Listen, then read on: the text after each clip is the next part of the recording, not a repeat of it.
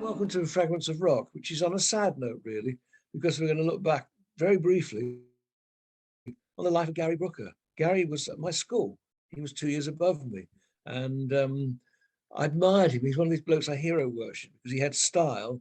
And when we had school sports, which was it was an all-male school, so it was all-male affair. He always had a woman draped on his shoulder, which I always thought was pretty good. No, to part in the school sports. But my fondest memory of him is in the school hall. We're in the school hall, and he's playing music, pop music. And Henry Cloke, who I adored, he was a great headmaster, came rushing in, and he had this sort of hair. I can't really do it now over his face, and this cloak billowing out. And so it was Dracula coming in, and he just said, "Booker, get off that piano. We'll have no boogie woogie in here." The other reason we sort of admired him, or adored him really, because I did, is he was in a band. There was a couple of good bands came out of Westcliff High School for boys, and one of them was called the Paramounts. And the Paramounts sort of played a rhythm and blues. And in fact, you'll hear about it when the interview goes up. And we used to go along, and Paul Hughes and I used to go along, and we used to study, because we thought we were going to be ace guitarists. We used to study the chords that this lead guitarist was playing. Turned out to be Robin Trower, which is crazy, isn't it, when you look at it? There was Gary Brooker, Robin Trower, and some other good musicians there as well. Then the Paramounts, so suddenly.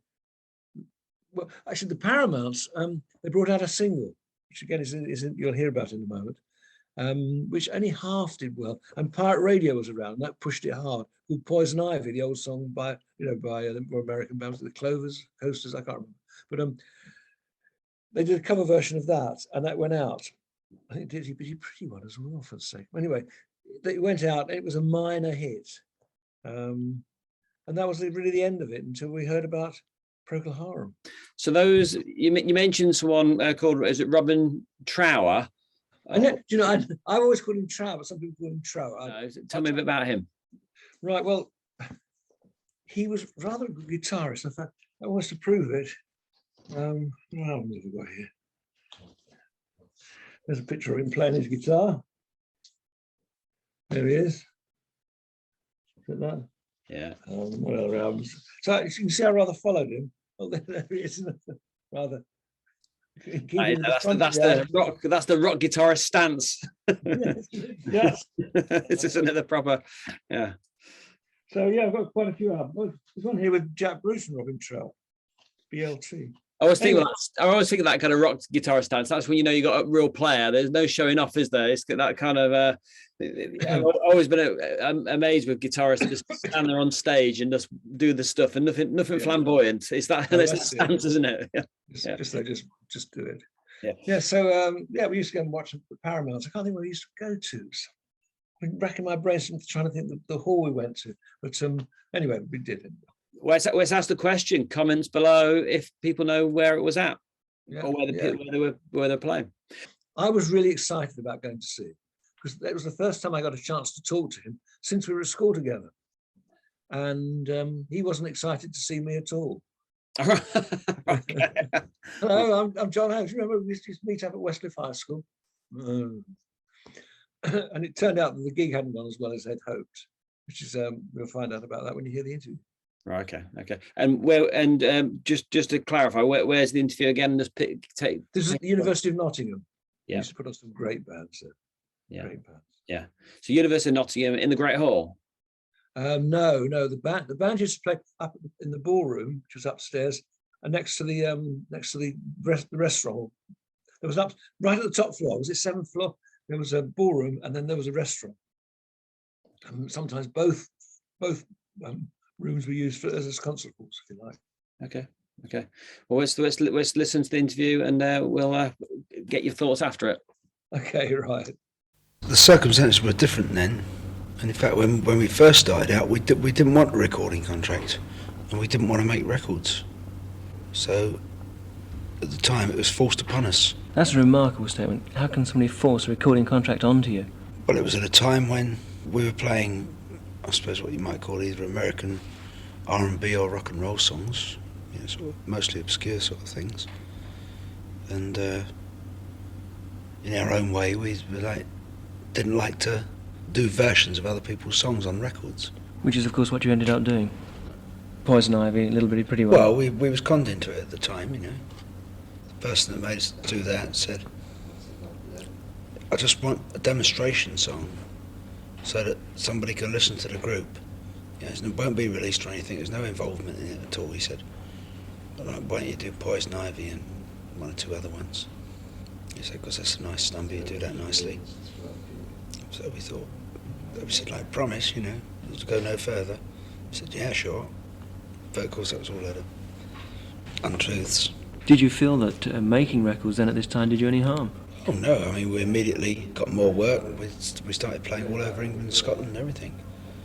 It was a good thing, but we were sort of purists in our own way at that time and just didn't like the idea of, well, we sort of saw it as riding on somebody else's glory, really, to become successful by somebody else's song. The Paramounts faded, and of course the next thing that happened was Procol Harum. Then came White a Shade of Pale, of course, which incidentally didn't play tonight. Why? Didn't have the time. The piano was too out of tune. We nearly packed up a little bit earlier because we sort of did the majority of tunes that we could do. In the end we were doing ones which really didn't sound as good as they could have done because unfortunately the faculty here didn't get it together with the piano at all.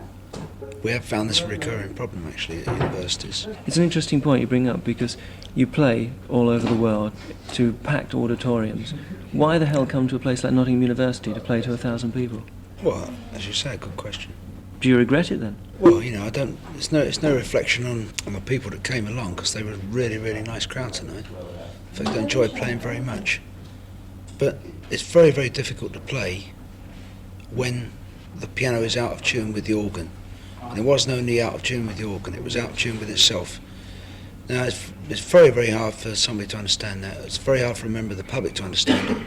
It's even very difficult for the people that run these concerts to understand it. And believe it or not, it's even difficult for a piano tuner to understand that the piano has to be in tune with the organ. And that made it, from that point of view, a disappointing evening because it could have been so much better. Although, you know, I don't think the crowd noticed so much.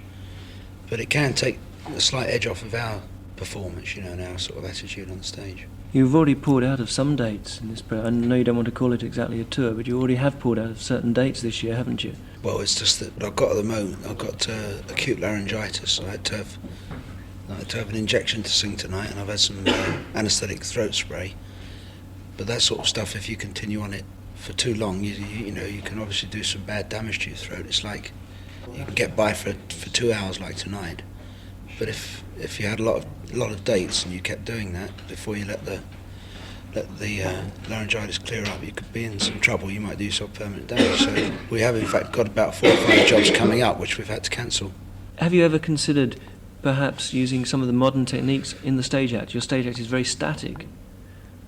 You don't use the audience very much. You play, I mean, let's face it, okay, the numbers stand up on their own, but have you ever thought of using back projection, using more visual things in the act? Well, we have occasional bounce of little things, but we don't get too fancy. Our participation with the audience varies from night to night, and I think really it varies with the way we are on a particular night. I think we usually communicate musically. You know, I mean, we can go down fantastically one night and not even, you know, smile or not even put our heads up. I don't particularly like doing that, but some nights you just feel a bit down or something, you know, and we don't act, so. Have you ever had a night when you've been literally booed off the stage? No, never. That's quite an achievement. Well, I would give up if that ever happened. Just once? Yeah. Why? Well, maybe that's a bit strong. But I certainly wouldn't go anywhere near whatever that had to do with that place again. Probably a country. If that was a country that happened, then I wouldn't go there again. But, you know, I couldn't conceive of something like that anyway. You know, I don't see how we could offend people that much. Finally, if you had not gone into music, say that recording contract you hadn't been forced into your recording contract, and the Procol Harum thing hadn't happened, what would you have done? I've been playing some bar somewhere. You would not have left music behind? Yeah. What about the future then, when perhaps you get fed up with doing the group thing? What do you think you were doing? And it's a hypothetical question. Playing somewhere? In some bar? and some bar.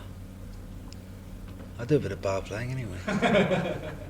Crikey! So that was quite. You were quite barbed with some of your questions there. Quite, well, are you? You're quite. It was good. It was a good interview. It is a good interview, but you were quite deep with him, weren't you? And got some really good answers. I thought. Yeah. I thought at the beginning he was going to be a bit turn into that kind of listen to you. He's going to be a bit of a diva. Oh, White Shades Pale. I'm not playing that again. But actually, he then gave a really long explanation about actually. No, he's a professional. Yeah. I mean, it's when you think of all the things I could have asked him, I think I lost the will to live at the end because I knew he was in a really foul mood, and the body language said, "Can we get this over as quickly as possible?"